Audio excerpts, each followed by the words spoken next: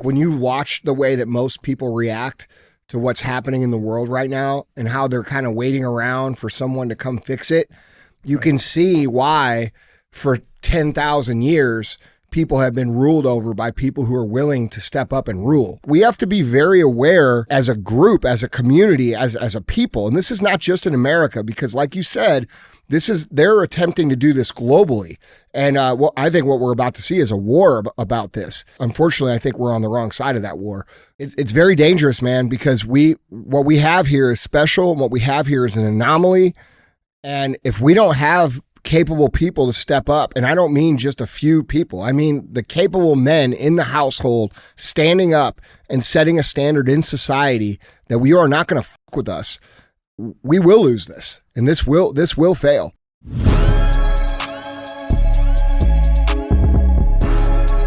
What is up, guys? It's Andy Frisella, and this is the show for the realists. Say goodbye to the lies, the fakeness, and delusions of modern society. And welcome to motherfucking reality, guys. Today we have Andy and DJ cruise the motherfucking internet. And that's what we're going to do. And we also have an amazing guest here today, which I want to intro in just a second. But before I do, I wanted to hit you with the housekeeping, okay? This is CTI. What we do here is we cruise the internet. That's what CTI stands for. We put up what's trending on the internet, the articles, the news. We speculate on what we think is true, what we think is not true, and then we talk about how we, the people, are the solution to these problems going on in the world. Other times when you tune in, you're going to have different kinds of episodes. You're going to have on Mondays, Q&AF. That's where you could submit questions and I bring you the answers. Now, you could submit your questions one of a couple different ways. The first way is... yeah, guys, email those questions in to askandy@andyfrisella.com. Or you can go on YouTube on the Q&AF episodes, which air on Monday, and you could drop your question in the comments. We'll pick some from there as well. Other times we have Real Talk. Real Talk is just 5 to 20 minutes of me giving you some real talk, things that I think will benefit you that need to be said and heard. Other times we have Full Length. That's where we get a unique guest, comes on the show, and we have a conversation, pretty much what you guys see on every other podcast that you've ever watched. And then we have 75 Hard Verses, and 75 Hard Verses is where someone, one of you, comes on the show who has completed 75 Hard, who talks about how their life was before, usually a dumpster fire, and how their life is after, usually not a dumpster fire, and how you can take your life from a dumpster fire to a not dumpster fire for free. And you can get that program for free at episode 208 on the audio feed. 75 Hard is the world's most famous mental toughness discipline calibration program. It is also the first phase of the entire Live Hard program. And if you want to know what Live Hard's about, it's a lifestyle program that helps you sharpen the spear, so to speak. So if you want to get that program, it is free. You can get it at episode 208 on the audio feed. Now, we do have this thing here. It's called the fee. You're going to hear us say, pay the fee. What that means is share the show. All right. One of the things about this show is I don't take ads for the show because I don't want to be told what I can and can't say or talk about. In exchange for that, all I ask is that if you guys get real value out of the show, if you think what we're talking about needs to be heard, which I think we can all agree that right now is a critical time where these messages need to be heard, all we ask is that you have a little courage and please share the show, all right? So don't be a hoe. Share the show. All right. Now, we do have an amazing guest here today. You guys, if you haven't been living in a cave, you have heard of Five Finger Death Punch, and we have Zoltan Bathory from Five Finger Death Punch, who was just here in St. Louis doing a show, and he's graciously come and blessed us with his presence on the show today. What's up, brother? How are you guys? Good. We just had an hour conversation about jiu-jitsu before. We probably should have done that on the show, and I kind of think I'm going to start doing it now, man. Bro, I think you sold me. We can repeat it to you. Yeah. Let's roll. Yeah. So, brother. Is that what you call it? Is that what you call it with that? Yeah, rolling. Yeah. All right. What do you want to? I told him when I went to go grab him out of the office, I'm like, yeah, you ready to roll? I'm like, well, not that type of roll, though. Yeah, kick your ass, That's bro. what I'm saying. I'm like, hold on. Let's go record. So, Zoltan, everybody knows, Five Finger Death Punch. You guys have been one of the most famous rock bands, metal bands in the history of the game. But not everybody knows what a patriotic, anti-communist activist that you are. And I think that's cool, man, because, during this whole time for the last 3 or 4 years where we've been getting just hammered with this stuff, you've been vocal and you've been standing out at a time where it's been very hard to be vocal and stand out, especially in the music industry. And first and foremost, before we even get the show going. I just wanted to say, bro, thank you for doing that. Yeah, I mean, I grew up in that. You Yeah. know? So for me, it's not a thesis. It's not a class in college. You know, I actually been educated by communist professors within the communist system. Basically my adult life, I lived there until I was 21 years old. So when it's not just an idea, it's not just something that remotely you learn about, that you actually live it, then it's a whole different story. Let's talk about that. I mean, Yeah. what was that like? So basically the whole idea there was the communism was about class wars, right? So the whole idea is that they were trying to even the playing field, right? So they wanted that the worker class, that they call the worker class would be in charge with pretty much everything, and they were trying to accomplish this through socialism to communism to this utopia that they were trying to create. And the idea is inherently faulty. So it was just a thesis. I mean, it started at earlier than Marx and Engels. So that wasn't the beginning of this, and it started back in the days in feudalistic systems where you were either born as a noble and you had land and power, or you were not, and you could not have a vertical movement within the system. So understandably, the people would look at this, that this is our fate, this is our future, this is our present, this is it, right? And that was the time when it started to develop. And later on, Marx and Engels had the Communist Manifesto, and the most famous work that we know today came from them, and they based an entire society on these ideas that's very questionable, and I think didn't take in account evolution and human nature, and so there are just and so we grew up in that this was very real, that we didn't have our First Amendment. We couldn't just say whatever we wanted to say. And what happened if you did? Well, there's this really funny story I always tell people. When I was a little kid, there was a strike in America. I think it was maybe the transportation industry, but there was a massive strike, and so America's industry came to a screeching halt. And we had one TV channel, and started at noon and went until midnight. That was it. And it was mainly communist propaganda, and so they were really happy about this situation, and they were telling us, like, look, the communist, idea will win, the capitalists, the bourgeois, will collapse, and look at the workers, how they're rising up, and so even I was like 7-8 years old, and I'm watching this, and I kind of understand and reading between the lines, and I looked at my dad, and I'm like, listen. In America, you can go out on the street and say that you're not happy and you oppose the system, and nobody shoots you. Is that how? Because then I need to get the hell out of here. Yeah. Right. So like it's either you see the object or its shadows, right? And even at a young age, I was always reading between the lines. So I was very much against that whole idea, this equalization that they were trying to do, how everything was owned by the state. There was no private industry, so you couldn't really just here you can drop out of college and build your own future, right? You build your own companies. When everything is owned by the state, then they completely control that. Everything is bureaucratic, so everything gonna be depend on how well you did in school and what kind of paperwork you have, and that's it, and that's your future, and that's that, right?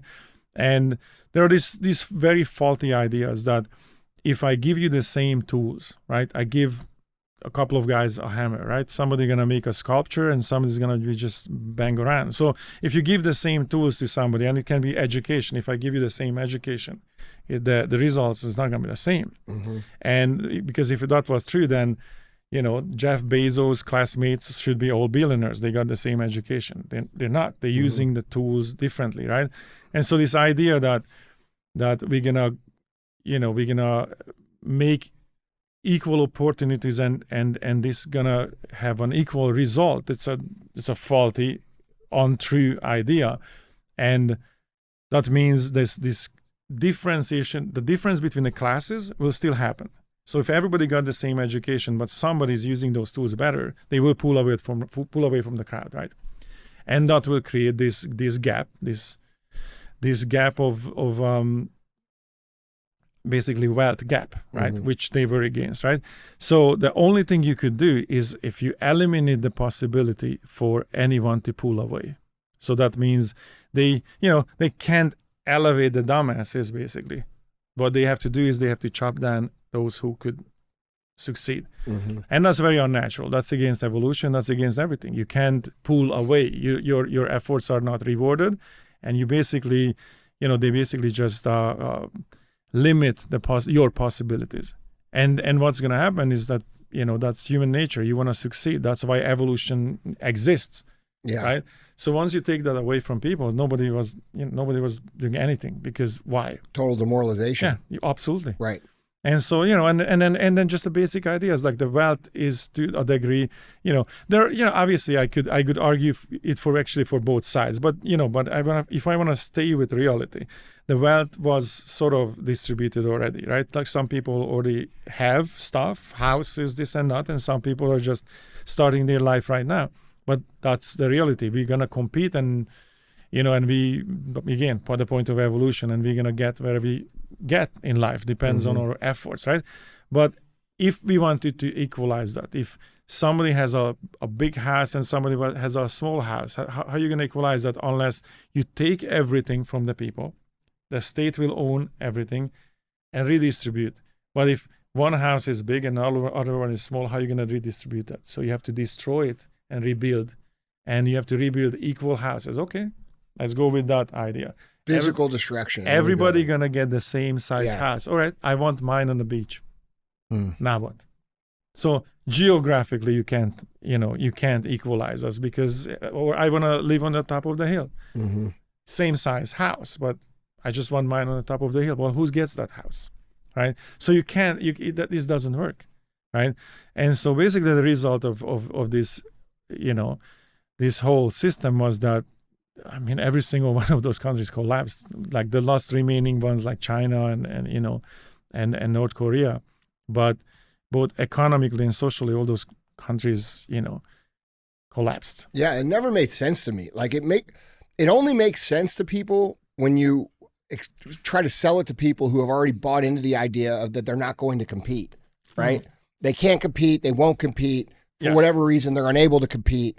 Those people will hear this idea and they say, oh, well, this is great. Right. Let's take from those guys and we'll redistribute. Right. But the other thing, like if you look at it from the other side of a coin, when you totally demoralize people with no upside and you rely on them to produce whatever it is that we need to live, eventually they're not going to produce it because they have no incentive to produce it 100%. At all. And that's something that, we see happening little by little by little. At least I see it here happening. Yeah. Well, it's not by accident, though. Yeah. No, I agree. This was an open conversation. Look, if you say that, hey, take down the man, who would say that? Somebody would say that who never gonna have the ability or doesn't have the ability or the trust in him or herself that I'm gonna be the man one day. Right? Like that's the idea. If you want to be, in quote, the man, we all know what I mean by that. If you want to be a successful person, somebody who would be against that is a person who don't believe that they can do that, right? And and also generally this is sold for the youth, right? Because as long as you're in school, like high school or college, right? At that point, you don't have property. You don't have anything yet. You don't have anything yet. So at that time, it's a good idea. Like, let's take somebody else's stuff and give it to me, right? Once you are out there and working and achieving something, and then somebody comes and trying to take it from you, that's going to be a fight, right? So it's much easier to basically indoctrinate the youth because they don't, they've been told like, hey, you're going to finish college and you're going to owe all this money, and the man rigged the system, and, and you need to fight against it. And, and this is where we get these teachings like critical race theory or these teachings that teach these kids that they can't be successful because they were born a certain race. Right. The complete opposite of reality. Correct. Right. Complete opposite. You're brainwashing them to be receptive to the ideas that Zoltan's talking about here. This hurts your personal development, 100%. It hurts, it hurts your personal evolution, and but this was an open conversation. So this is kind of, I saw some videos already. Some ex-KGB guy was talking about it, but that was never a secret. Like, this was an open conversation in our society that, the only way that communism can be the dominant system if the whole world is communist, right? Mm-hmm. Because as long as you have something to compare it to, you're not going to accept it, right? Well, first and foremost, what is the first rule of slavery, right? The first rule of slavery that you have to, what enables slavery is that I have to stop your ability to get away from me. That's number one. Because as long as you can get away from me, I can't enslave you. So what they did is they closed the borders. You can escape those communist paradise, right? Not the way we want some closed borders. Right. They did it the other way. Right. Yes. So you can leave, right? That's a requisite of, the first requisite of slavery. So now you're going to stay here and do this. Otherwise, everybody would have escaped. If it's so great, then we would have stayed. But, nobody wanted to stay, obviously. And so basically the whole idea was there that you enslave nations, enslave countries, and force them to do this, right? Mm-hmm. And as long as I can see that there's an alternative, then I don't want to stay here. Mm-hmm. And so they didn't want an alternative. They want the whole world to be communist because, I could see that we're driving around cars that are basically made of glue and paper and, and sawdust, like literally some 27 horsepower, 2-stroke engine, ridiculous things that if you hit something you die. Right? That's what we're driving, and the neighboring countries have Mercedes and BMW and a much better living, and and they see movies and all the stuff that we were the outside, on the periphery. We were the poor kid looking into the restaurant while people are eating. So we were aware of Western culture. We were just not part of it. Time stopped for us, right? And so if there's an alternative, we want to escape. And so they knew that. So they needed to make the whole world communist. So there is no alternative because otherwise you're just not going to accept it. Man, that makes a lot of sense. Right? And so because of this, it was an open conversation That's how what we're to dealing make with the now. whole world communist. Right? So they poisoned the well. What we're seeing right now today in America, which is so crazy to me because I escaped this. Right. And here I am dealing with this shit again. Right. Yeah. And so, but it was an open conversation that, okay, the way to get the whole world to be communist is that we have to infiltrate the educational system of the West because you can't sell this to adults. You have to sell this to, to the youth. Right. So either turn professors and teachers, buy them or turn them into communists. Sure. And then in a couple of generations, this will automatically destroy itself because if that's what you were taught when you were told in school that, hey, the world is against you and you can't succeed on your own. You'll never be the man already took everything from you, and and you're gonna finish your school with all this debt and you don't have a chance and you need to take it back, and you know what I mean, then that's your reality. And so that's what's happening right now. And the craziest thing that in the meantime, communism collapsed in this country. So they poisoned the well, right? And so it plays itself out. So this is happening. This was implemented, 40 years ago, right? And it's playing itself out while the very system that implemented it is not even existing. So it's really strange that those former communist countries are the ones that kicking and screaming and say, guys, stop on the brakes. We did this. Don't do it. And nobody's listening to them. Nobody's listening. Like the Cubans, the Russians, the Hungarians, the Romanians, all of us who live this and understand how big of a slippery slope this is, how easily that your rights are taken away and they're not coming back once they're taken away, how the First Amendment going away is the end of society. You don't have anything to compare it to. I lived it. I know how it feels when there is no constitution. There's nothing to protect me. The government is basically army, police. It's a police state, army and police, and the government is the same entity. There's nobody to complain to. There's no, that's it. You can't hire lawyers and sue the government. Are you kidding me? You just disappear. It was a very real thing. My parents were scared shitless, telling me all the time because, I was a little rebel. Like, we're going to grow up and we're going to burn this to the ground. And they were like, shut up, kid, you're going to get us arrested. This was a real thing. Yeah. Like this was not a joke. And it was, it was very dangerous to people They just talk about openly their disagreement. I kind of caught the end of this, but my parents, my grandparents, it was embedded in them. And to me, I was born into that era when it was changing, and I was there when it collapsed.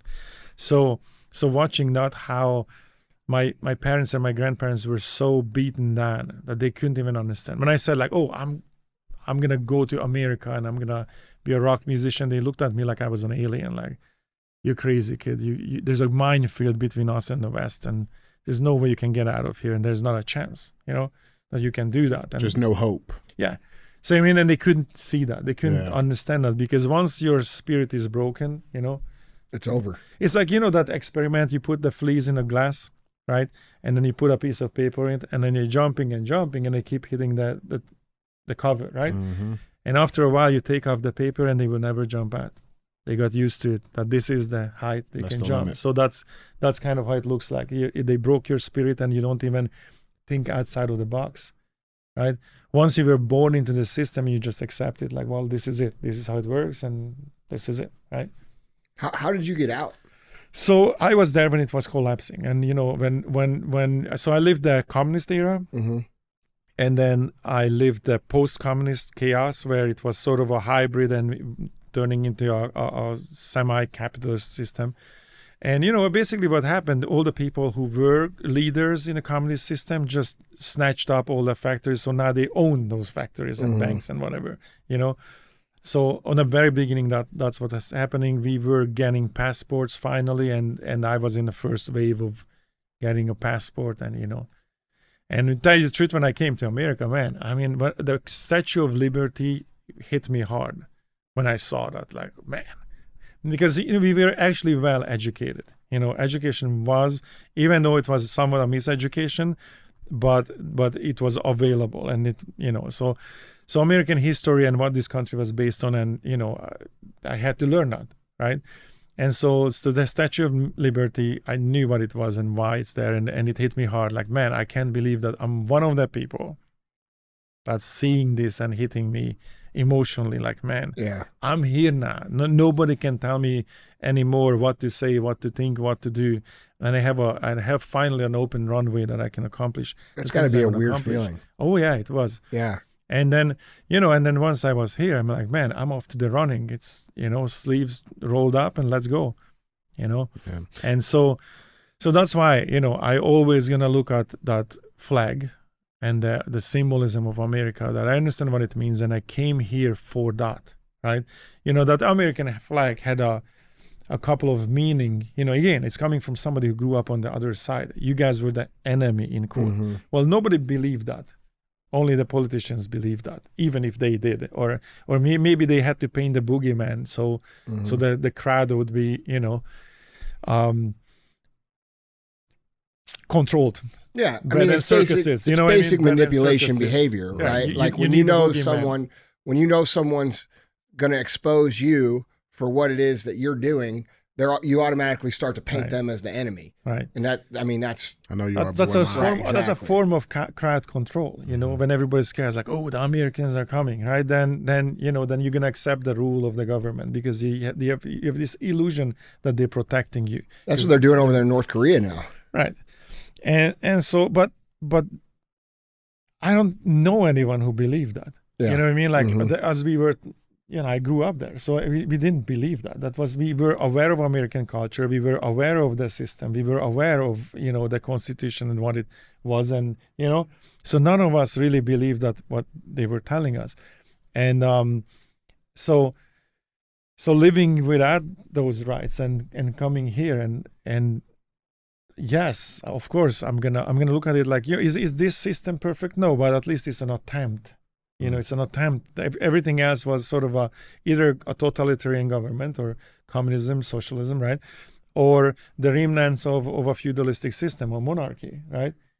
And this was the first attempt, like, well, let's sit down and let's think about it. How are we going to create a society that's, somewhat fair, right? And so this was the closest and the best system to that, what we can call, free, right? And so the symbolism, like both as power, if something had an American flag on it, like a building, a vehicle, anything.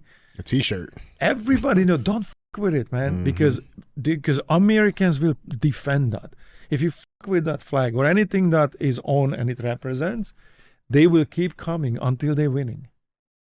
This is not gonna stop. They will come and come and come until they win. Don't fuck with it. See what I mean? So that there was a reverence for that, you know. The same way, like, you know, to some degree, I mean, to make it balanced, like, you know, the Russians always had this Mother Russia kind of thing, right? That they were willing to die for their country without a question.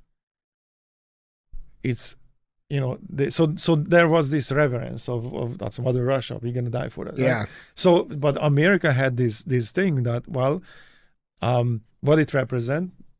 Don't f with them, you know, because they will not lose. America can't lose a war, and they won't. That was always the vision of what it is and what it represents. Everybody wanted to come here. Why? Because we all understood that this is the freest society from the societies that exist. They want a piece of that, yeah. No, it makes complete sense. Like, thinking about the flag is supposed to represent the people.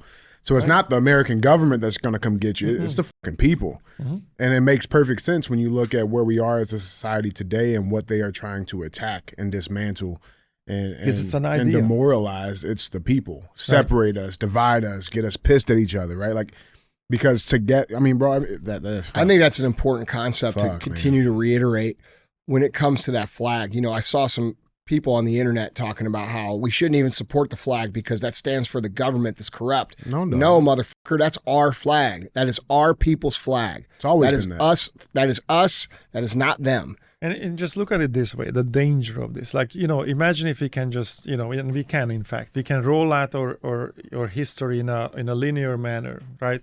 Like, if we accept our civilization, when we can call it a civilization, let's say, you know, Mesopotamia, 5,000-6,000 years, but let's make it 10. Let's say 10,000 years of human history. Right? That's what they tell us. We can call it civilization, right? At least what we know right now. Yeah, I say that's what they tell us. Again, don't believe that the history books are not necessarily true. Everybody accept like, oh, history is fact because it's in the past. No, who wrote the book? People who won. I mean, who wrote the book? Yeah, that's right. I can tell you right now. I can read stories and events that happened in the communist system, right? In Wikipedia, that's 100% not true. I was there. I know. Right. You know what I mean? So the history books are, you know, questionable. But let's say 10,000 years. Argument's sake, 10,000 years. Let's say 10,000 years. Okay. In these 10,000 years, right, you're going to isolate this, you know, almost 300 years low, you know, segment that will be a tiny percent of this, right, where there was a somewhat democratic free society, right? Everything else was, you know, pretty much monarchy, kingdom, feudalistic systems, right? So these were kings and queens all the way, or dictators. And you look at this entire line of history, and there is boom. There is a low spike there's a free society of the democracy. There's a moment of freedom, which is we living right now. If this disappears, right, and we go back to what it was for the majority of our history, it will be just a bump in, because you can find a bump like, okay, there was a moment in Greece, there was kind of a democratic society for like 40 years, 50 years, right? So there are moments in history when there were free societies for, you know, but in the big picture, when you look at the whole line, right, it will be just a little tiny like line there. Right here, there was a little bit of freedom, you know. So this is very real.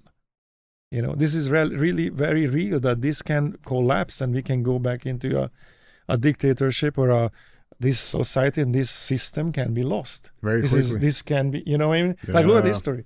We are amazing not learning from history. Amazing at look at what happened before and completely ignore it, right? Like on every aspect of like, man, we just keep making this mistake, and so, you know, so this is something definitely to fight for, because this can disappear.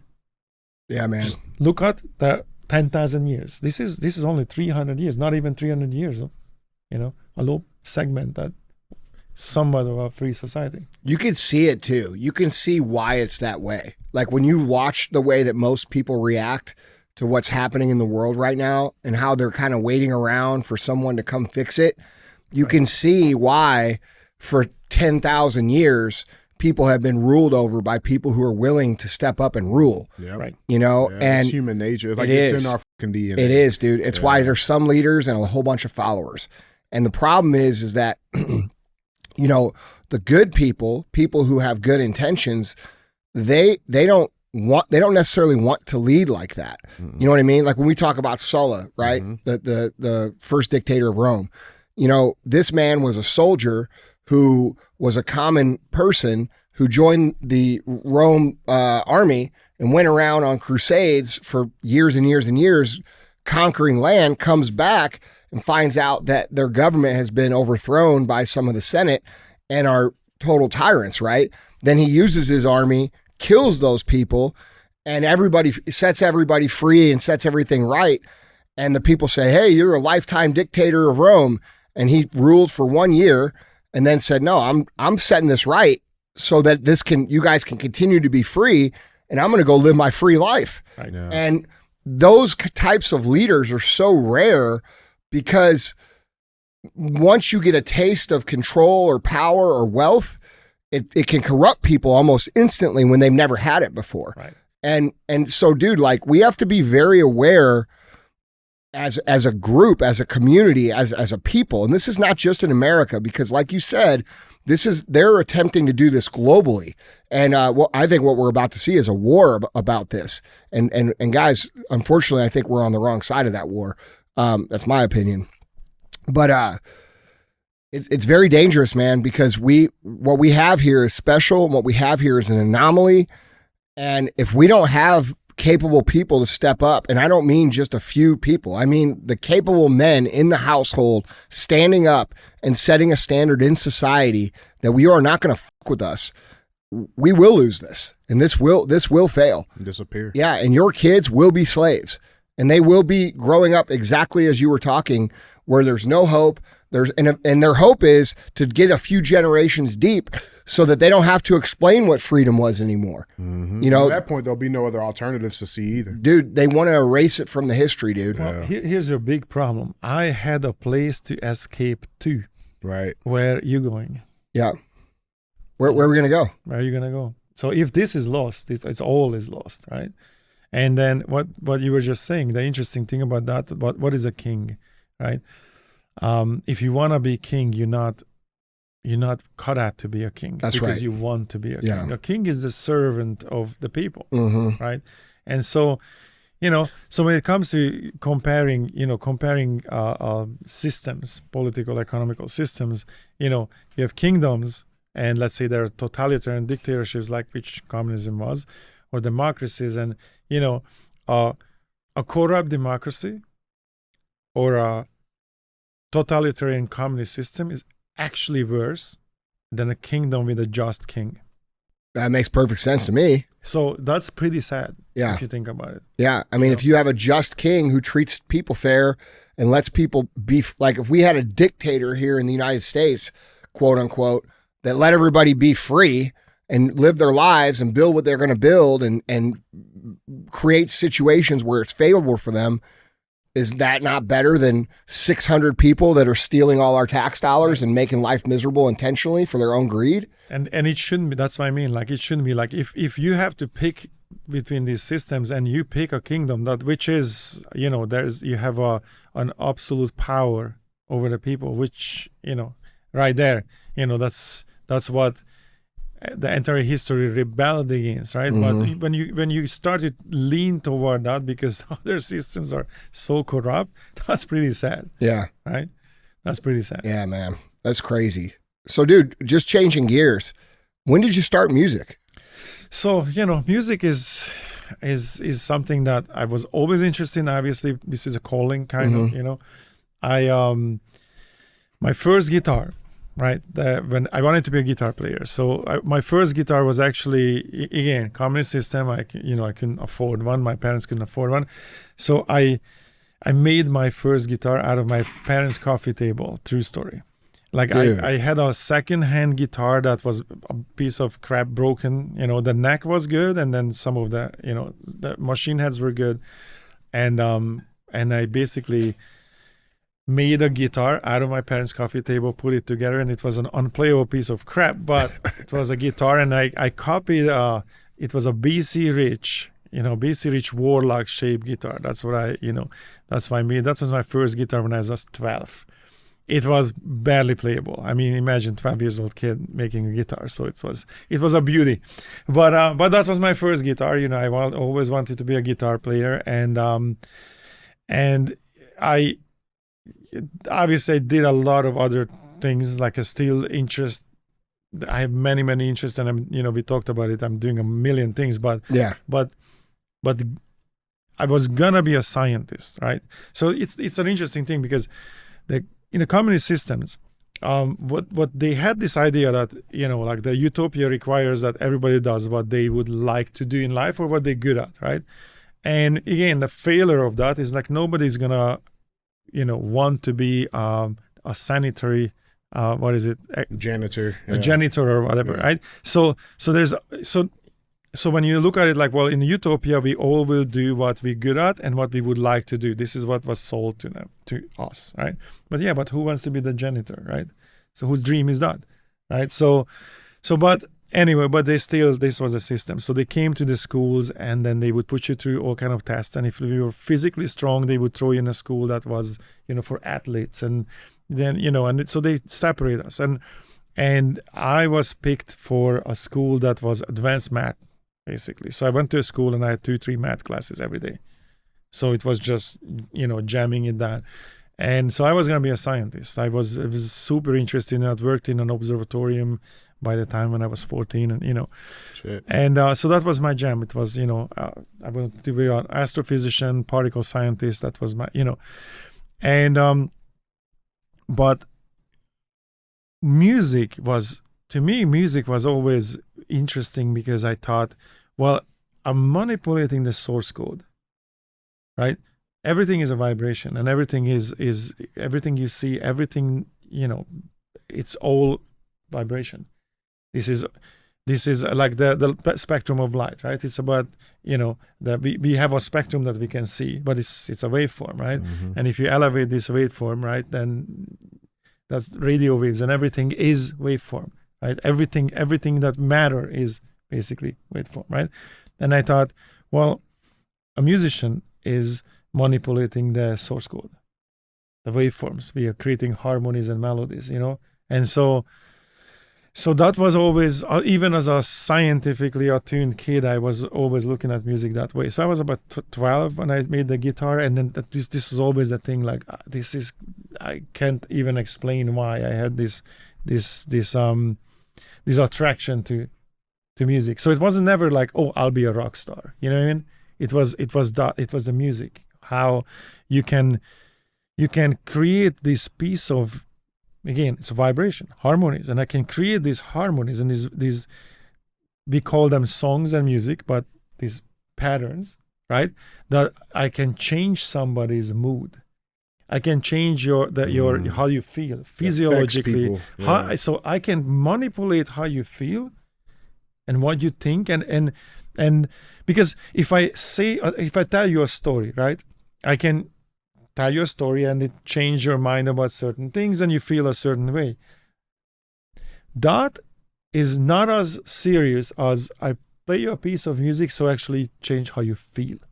So you're not intellectually coming to a conclusion. So if you intellectually came to a conclusion because I told you a story, that's one thing, but it's much deeper if I played a song and you actually feel a different way. That's so much more, so much deeper, right? And I felt like that's the real magic, what musicians do. Imagine that, I can play a song that gonna make you feel like I'm gonna go to the gym and rip. Or I can play you a song that you're gonna feel melancholic about, And as a songwriter, just imagine this. I play a guitar riff, just to make it into an actual example. I play a guitar riff and I put a drum beat to this guitar riff, right? And what I'm gonna do in the drum beat, I'm gonna make it's called shuffled, so that snare comes a little bit late. Not audible really, but it's just a little bit late. It just feels late. So it's not obvious, but it feels late. And so that's going to create kind of this groovy, kind of just chilling, And I'm going to give you this feeling of relaxation, like, oh, we're just chilling. That's just physiologically you feel like, oh yeah, we're jamming, island music or what, Yeah. Now, same guitar riff, and I'm gonna quantize the drum so it comes exactly on the time it's supposed to be, right? You're gonna feel empowered. Oh, I'm going to the gym. Let's march. That's like I'm feeling diesel, right? That's a feeling I gave you.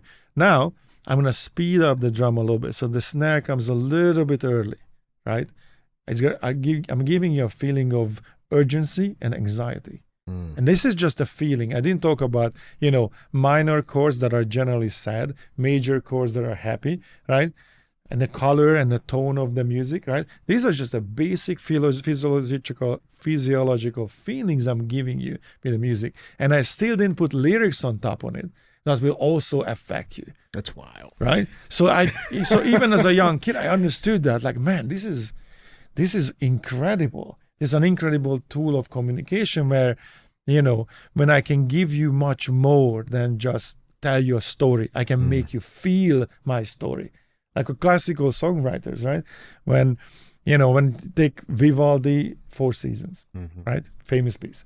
Okay, if I play it to you, 100% that you're going to be able to tell me which one is spring, which one is summer. You will know. How? How did you know? How did you feel that? That's to me magic, right? And so I always looked at that way. And so these classical songwriters would write this music without vocalists, right?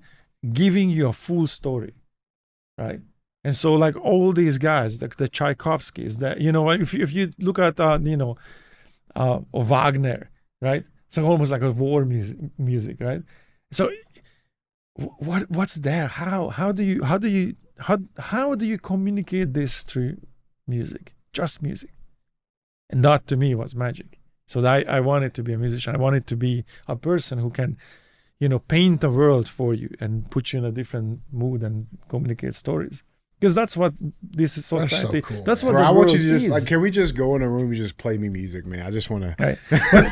You know what I'm saying? Think about the world. Like, what is our world really about?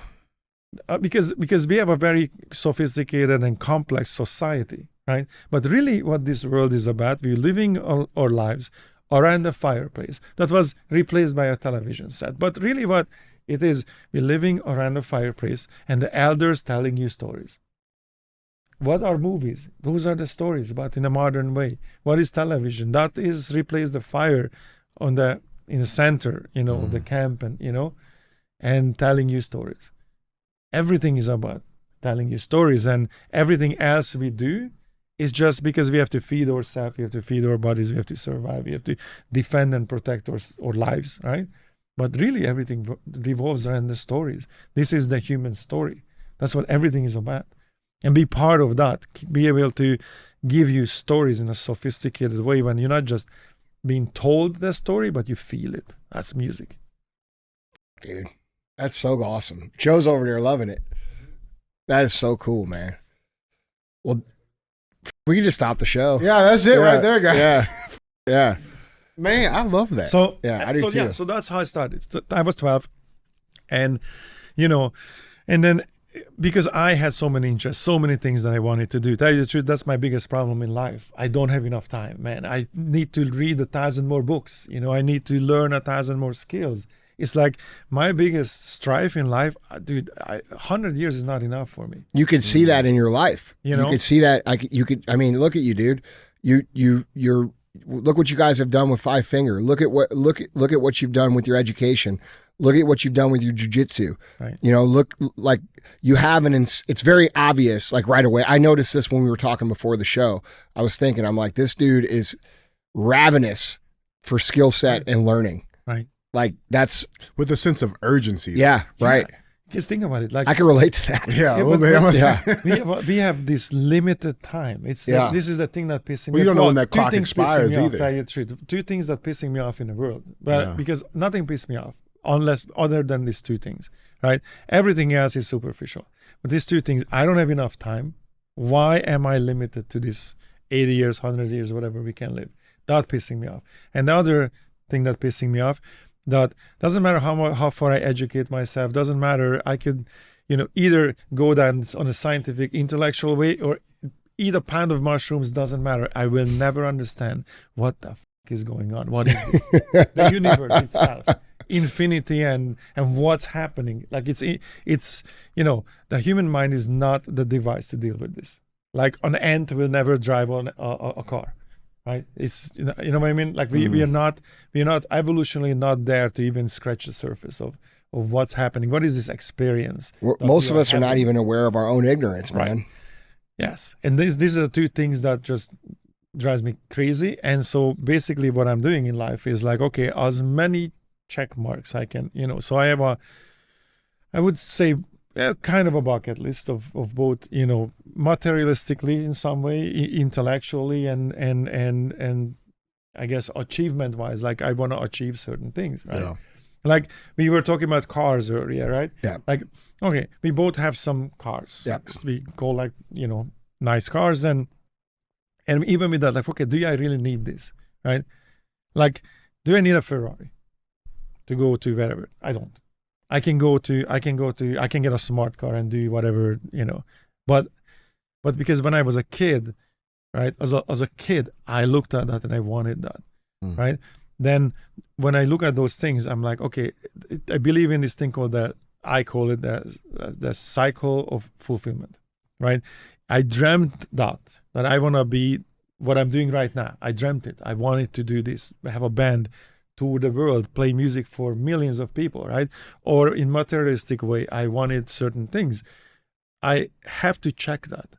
I have to check market, because what happens if you wanted, like, let's say, go back with the car. You wanted that car when you were a kid, right? As a kid, we want everything, right? So because at that point when you're a kid, you don't have the adulthood's seriousness and somberness didn't seep in yet, right? Like, oh, you can't have this, you can't have that. So as a kid, you dream all these things. And so in life, you're going toward it and you try to achieve these things. And there can be a moment in life when you could actually do that, right? If you worked hard and you pushed yourself, you will probably get there, right? And there's that moment when, oh, I could actually get that car, right? Or whatever it is. And at that moment, as an adult, I have a million reasons to tell myself, like, do I really need it? Is it, you know what I mean? But I'm going to get it, because then I checked market. So I didn't lie to the little kid that I was me. I didn't lie to the little kid's proud of you. Right. That little kid I didn't lie to him. I said, we're going to get that. Yeah. So now I got it. But most importantly, what it did, I trained myself that the ridiculous and the impossible is in fact possible. Because your mind can't make the difference. Like if my whole life I worked for something, or I wanted my jiu-jitsu black belt. I knew I'm going to be a black belt. It's not a question of if I will be, it's just a question of time, because I'm not going to quit, right? So that I know I'm going to get it. So anything that I ever wanted, I look at it in that way. If it was a ridiculous dream, according to my surroundings, right? And then eventually I get to the point I achieved it. I trained my mind that you believed in something that seemed ridiculous and you achieved it, right? Eventually it becomes automatic. So now, I look at anything in life and I think, oh, yeah, I can do that. Whatever it is. Like I don't have a self-doubt, because there were so many of these things that I achieved that normally people would tell me that, no, that's not possible, right? So that's why to me it's important. Like if I wanted that car, I'll get that car. Check. After that, I can sell it. But if I didn't get it, then what did my mind learn? My mind learned you dreamt it, you worked hard for it, and then there was a reason. Doesn't matter what reason, there was a reason that you didn't get it, right? Was it a right reason, an intellectual reason? Like you don't need that to go to the grocery store or whatever, driving around. Still, you didn't get it, right? You find yourself an excuse why you didn't get it. So I'm going to delete the excuse. I'm going to get it just to make this cycle full. So now I fulfill that cycle. Now I can get rid of it if I want to, right? Because I did it. Most importantly, I trained myself that when you dream something, it is in fact possible. Doesn't matter how ridiculous the dream is. It is possible, right? And the most dangerous thing for anyone is your surrounding telling you that it's not. because they, everybody wants you to be successful, just not more successful than they are. That's a You know fact. what I mean? Yeah. There is that, and and they losing you. You by you succeeding, you become a different person.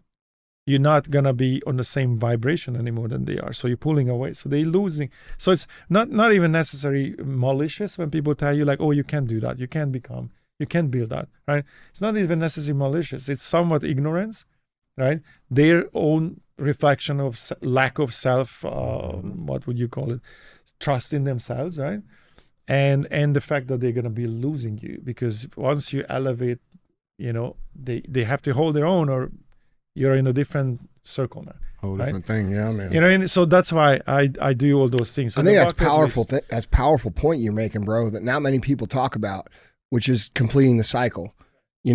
Because if you do make these promises to yourself and then you get to a point and then you don't follow through on the execution of the goal that you actually set out to get, you are definitely reprogramming yourself to think a couple different things.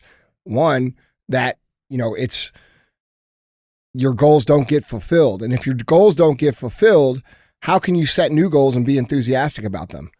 You see what I'm saying? Precisely. Yeah. That's Dude, that's precisely. a great fucking point. I mean, look, It's very rare that I hear things in a new way that I'm like, damn, that is fucking good. But that is awesome, dude. If you think about it, like you look at, like your mind and what that is, right? You have the most powerful computer known to man at this point.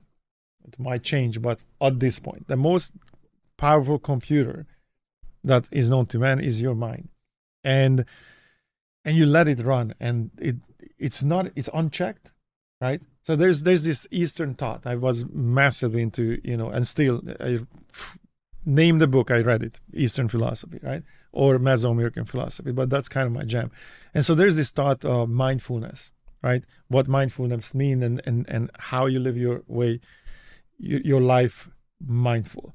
And what it really means is that, when you say like, oh, you know what just popped in my mind? Okay, nothing just pops in your mind. Your mind is a bullet train. It's there's a thing called the train of thought. The train of thought doesn't stop, right? You were just not aware of what you were thinking. So you have this computer running in your head that you're actually not aware of. Because the structure of, we have the body, a mind, and the watcher. That is really you. The creature that drives the meat puppet, right?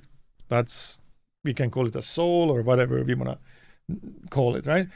And the watcher has a power. That's a programmer that programs the mind and sets the goals and tells you what really to do, which is the true self. The mind is separate, right? Because the mind can run around and do, whatever. This is how people get depressed. What happened? You just let your mind go somewhere and then maybe it went through a threshold. It's almost too late to get it back, right? When you say like, oh, something just popped in my mind. Well, where was your mind before? You were not aware of, or how many times you drive home and you don't remember the way you drove home? What happened? Like you were totally not aware of the way you drove home. So your mind was wandering about, right? So this practice of mindfulness is really that. It's a spiritual practice where you are watching your mind and what it does, right? And try to gain full control over it, right? I think that is a goal in life, to gain that kind of power, to make, to not let this powerful computer just do whatever, right? And what we were talking about right now is that, but the mind is learning and it's extremely clever, right? And so when you let it run unchecked, or you training it certain things, like what we talked about right now, the cycle fulfillment, when you trained it like dream, work hard, but then you didn't get the result or didn't get the present on the end of that, you didn't fulfill the dream, then you just train the computer a process that is detrimental to your future. Right. You just trained it. Yeah. And you reinforce it every time you don't follow through. Yeah, 100%. That's right. 100%. Well, man, that's good shit.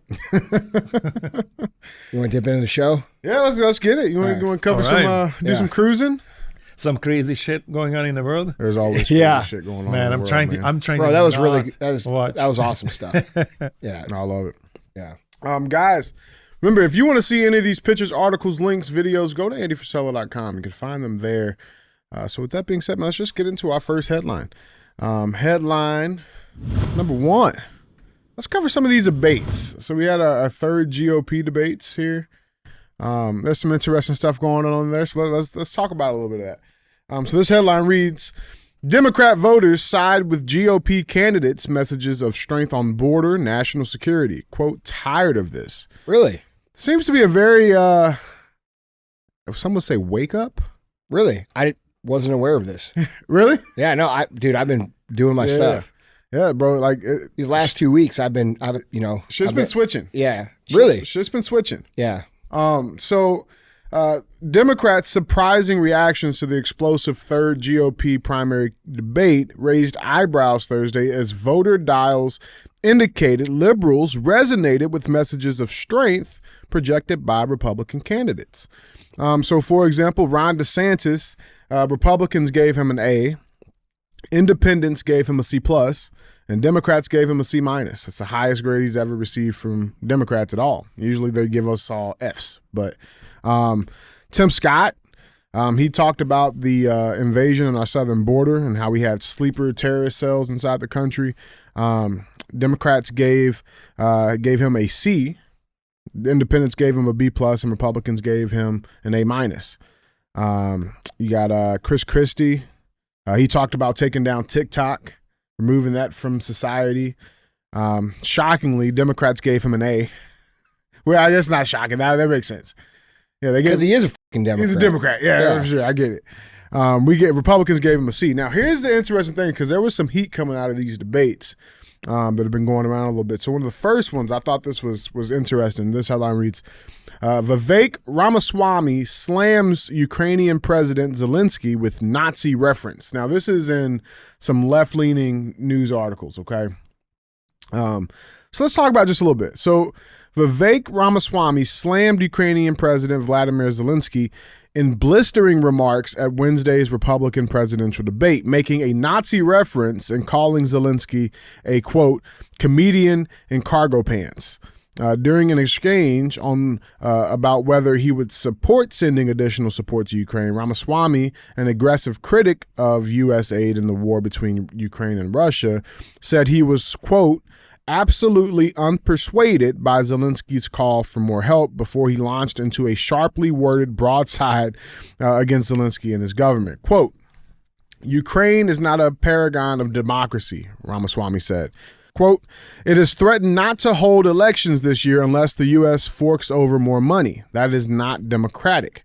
It has celebrated a Nazi in its ranks, the comedian in cargo pants, the man called Zelensky, doing it in their own ranks. Ramaswamy continued. That is not democratic. And the article goes on trying to get him, I don't think what he said was outlandish at all.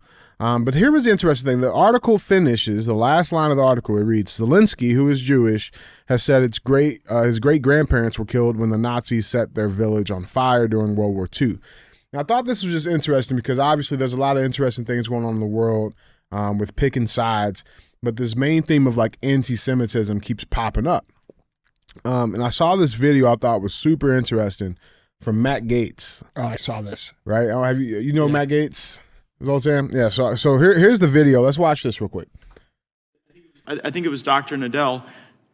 Is it possible to criticize George Soros without being anti-Semitic? I don't know all the tropes that people use to associate with George Soros, but when they talk about No. Not when they talk about something else. Is criticism against George Soros ever not anti-Semitic? That's the question. Ms. Burdett has offered to answer that. No, but you mentioned Mr. Soros. I want you to answer. There's no phone a friend here in the Judiciary Committee. What has happened in the United States is that we use different code words. Right, no, I'm not. That's not the question. No, wait, I'm answering your question. Okay. We use different code words to disguise anti-Semitism. And so Soros has become the code word that replaced Rothschild. But that is it replaced possible to Shylock. criticize him without being anti-Semitic? Yes or no? I don't know the context. I'm not going to talk So without there's knowing no context. That is just an astonishing thing. And similarly, you said any critique of globalism is anti-Semitic. Now that really is an Austin Powers. No, what I said was Okay. that the word globalist, I didn't say any critique of globalism. What I Okay. said was the word globalist had become the new code word That's But it's worse. not. or Hold the on, I'm gonna read- internationalist code word from the previous But period. it's you ascribe that motive. See, when I criticize globalism, I'm often criticizing the UN, which then in turn goes around and criticizes Israel. So if critiquing a globalist entity that criticizes Israel is anti-Semitic, So why use the word globalist instead of the UN? well, because the UN's goals are to have a global order over things that deprive countries of their sovereignty. One of those countries is Israel. That is the great hypocrisy of what I think is frankly a reverse trope, that any criticism of Soros or any criticism of globalism is somehow anti-Semitic. Sometimes they're just criticisms of Soros and of globalism. But I see my time's expired and I yield back. Yeah, I just don't like, and people can't really explain it. It doesn't What make do you mean you can't explain it? It's very easy to explain. These people try to control the language, and they use the language to use their defense system, so you can't criticize them for what the they're doing. It's very easy what they're doing. Like this is what I've been saying for years on this show. Yeah. This situation of, if you criticize me, you're anti-black people, or if you criticize me, you're anti-Jewish, or you're anti-this. Talk about crime, you hate black people. That's right. And this is the fact that she's up there saying that these are code words shows you their intent to control the language, and that there is direct intent to create a certain outcome based upon the words that are used. All right. And so when you say, Soros has become a code word for Jews, so we can't criticize anything this person fucking does. Right. Like that's bullshit. All right. And dude, so I can't say statistical realities that 13% of black Americans make up 50% plus of the violent crime. How can we solve the problem if we can't speak the actual facts? It doesn't make me a racist to say, hey, we've got a violent crime problem inside the black community. Oh, we do? Well, who's committing it? Oh, we can't talk about it. Right. That makes sense. Or you're just racist. Yeah. This is how problems continue, right? And these people are very aware of how they use language to defend their positions and then commit crimes against everybody else. And really, who should be the most mad about this situation when it comes to anti-Semitism are the regular Jewish people that have no idea that these criminals hide behind them and hide their evil crimes and their corruption and the things they do behind anti-Semitic labels, when in reality, those crimes that they're committing are hurting the actual Jewish people. And we're seeing it in society right now. We're seeing regular Jew people get fucking beat up or hit in the head with bricks and shit. And the reason this is happening is not because of, it's not because the anti-Semitic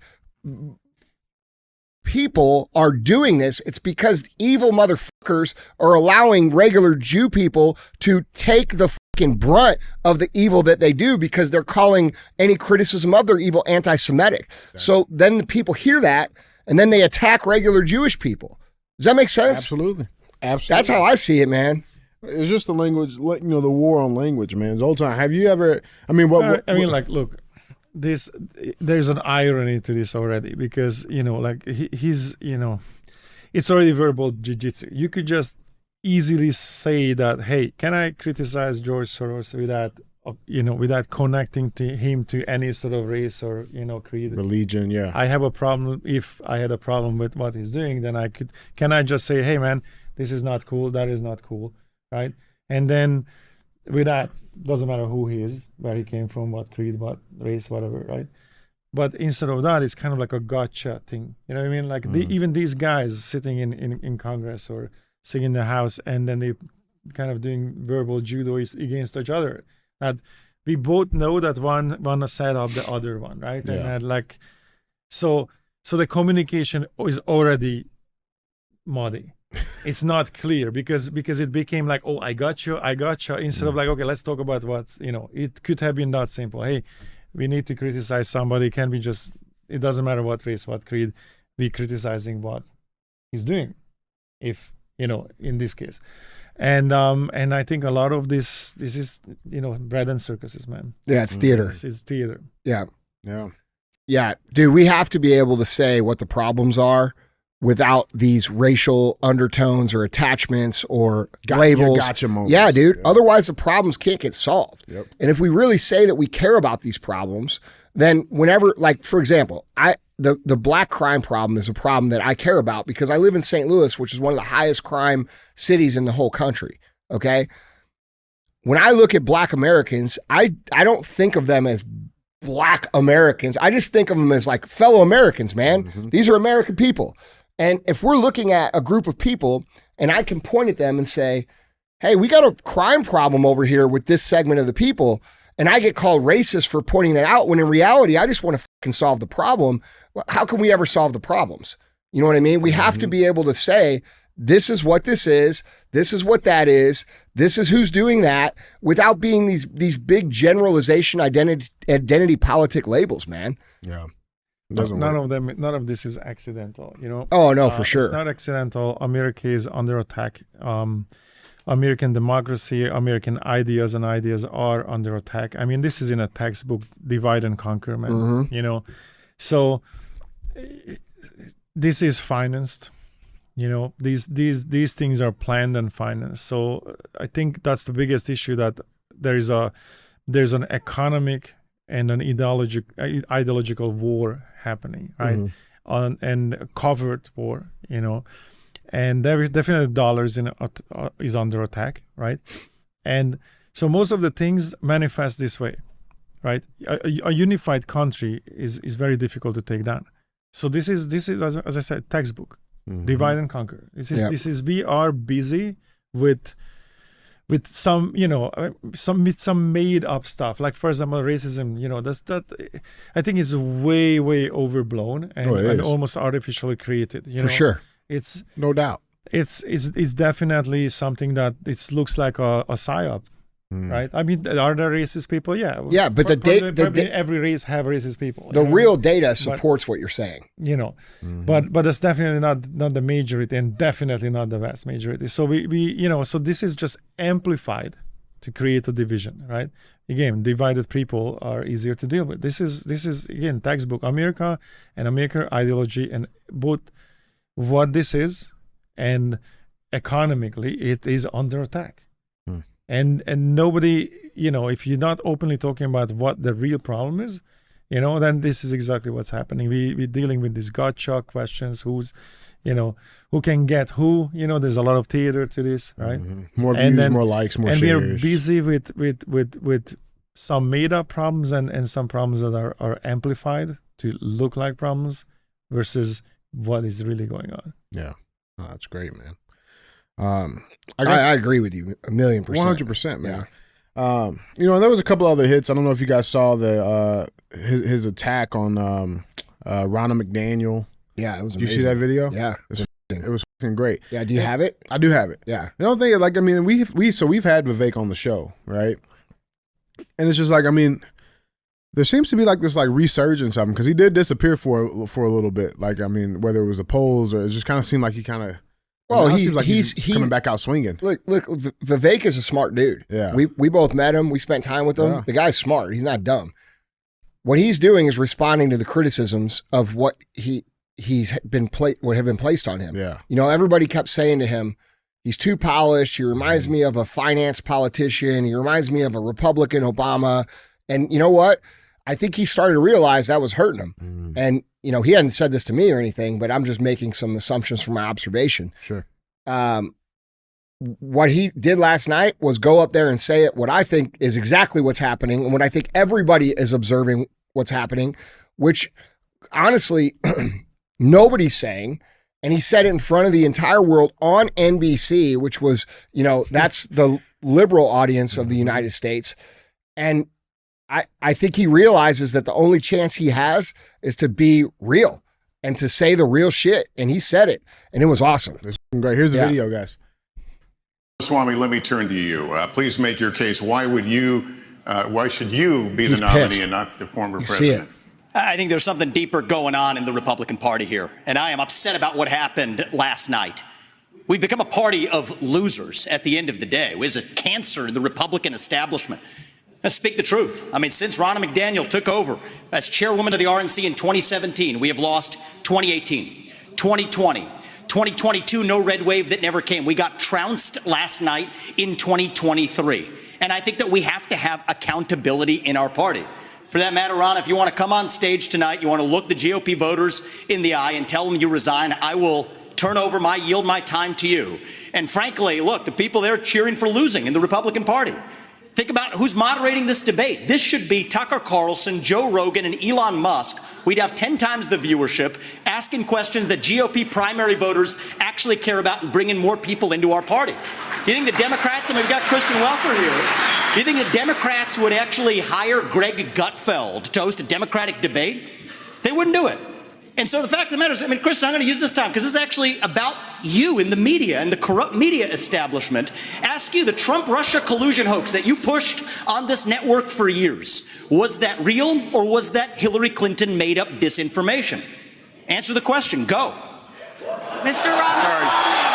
This is how we get our country back. Look at that fucking smile. We need accountability because this media rigged the 2016 election. They rigged the 2020 election with the Hunter Biden laptop story, Mr. Ramaswamy, and they're going to rig this election. Your time is up. Accountability. Let me turn to That's Governor Christie. Why you? Won't even answer the question. No, because they're pieces of shit. Won't even answer the question, man. And then just final notes on this. They've been trying to get Trump off the ballot in a few states. This headline reads, Minnesota Supreme Court dismisses insurrection clause challenge to keep Trump off state's primary ballot. So, yeah, the high court just ruled that, he has to stay on the ballot because there is no claim for their cause. That's wrapping up the debate calls, man. Any final thoughts on this topic? I thought Vivek did awesome. I thought he did great. I don't care what anybody thinks about him. I thought he did awesome. That's what needs to be said. That's the real shit. Because even that alone, whatever. Honestly, though, like what we really need is a revolution. Yeah. Let's be real. These guys are going to fucking cheat again. Yeah. That's what I think. We got to have Zoltan playing that. Meet the Monster? Meet the Monster when it happens. That's right. That's going to be Meet the Monster is going to be a theme song for the revolution. Yeah, there's no doubt, man. We're going to be playing that on the speakers in my tank. The biggest issue is, you don't see the hands, you don't see the players. That these are not the players, right? What again? Circus, and this is circus. You don't see the real causes of things. You don't see what is finance and why. You don't actually even see the reasons why things are happening. I mean, the entire media, it can easily, manipulate the public opinion. That this is a, 21st century media is the dream come true for, people who want to rule the world, because it's the easiest thing. Anything can be lied about you and the public will believe it. Nobody will dig deep enough to see if it's true or not. We live on headlines, true or not, right? Accepted as fact. So the real problem is that I think the real players are not visible. The real reasons why this is happening is not visible. Even, we talk about, like, say, globalism, like, what is that really about, right? Or the southern border, why is it really open, and what countries have what interest, what is, what's the situation with Russia and Ukraine really, like it's, can you really put a country under embargo when you're still buying oil for them? Right. There's, right. The real questions don't really come up, right? So the biggest issue is that I think it's just simply nobody knows the players. Nobody knows what actually is happening. So the only thing you can do is grab onto what you do know. Right, which is your First Amendment rights, your Second Amendment that makes sure the first is in place. Right? With, yeah. So the Constitution was created for a reason. This is not an accidental. And it was amended, obviously. So people thought about this, right?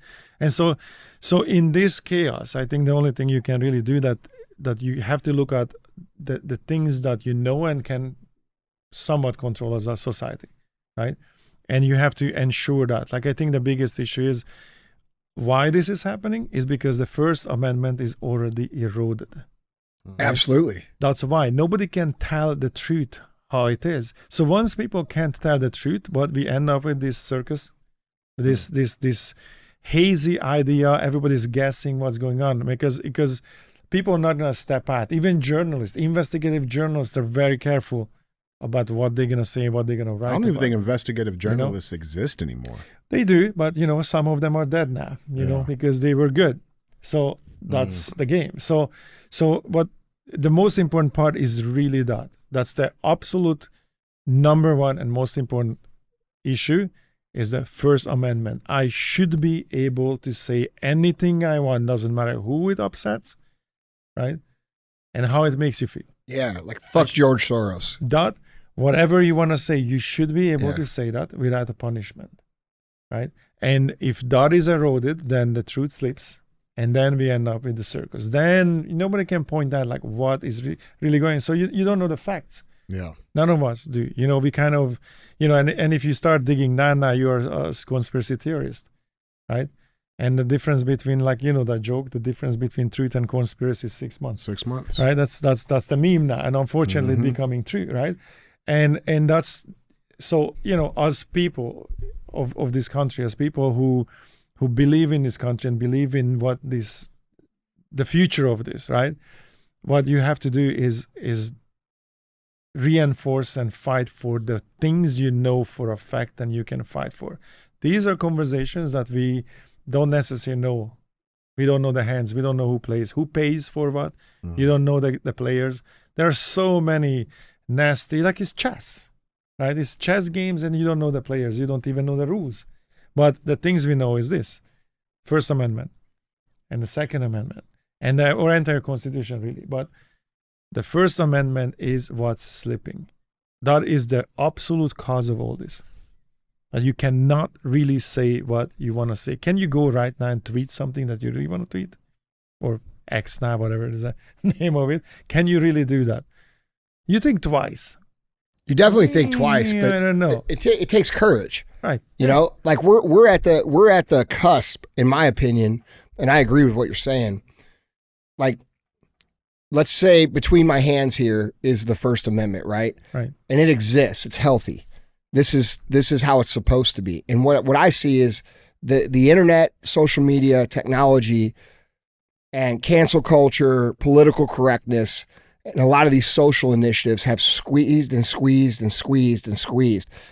And we still have a little bit left. Right. And to your point, yes, we have to think about it, right? We hesitate. But we still have enough left that if enough people start to speak up, we can push the gap back to where it needs to be. And that's been the message that I've been trying to share for years now. A lot of people hear people on a podcast or on TV or Elon Musk or Joe Rogan or whoever, right, speak, and they think because those guys speak that they don't have to speak. But what they don't realize is that because you guys are not participating, you're not sharing the message. You're not, like, I have so many people that tell me, I can't share the show because of so-and-so. Like, look, dude, that you're part of the problem. And I'm not saying share the show, but at least share the message if you believe it. And if we don't get everybody to stand up and fill this gap and push it back out, this will collapse and we will have to use our Second Amendment rights.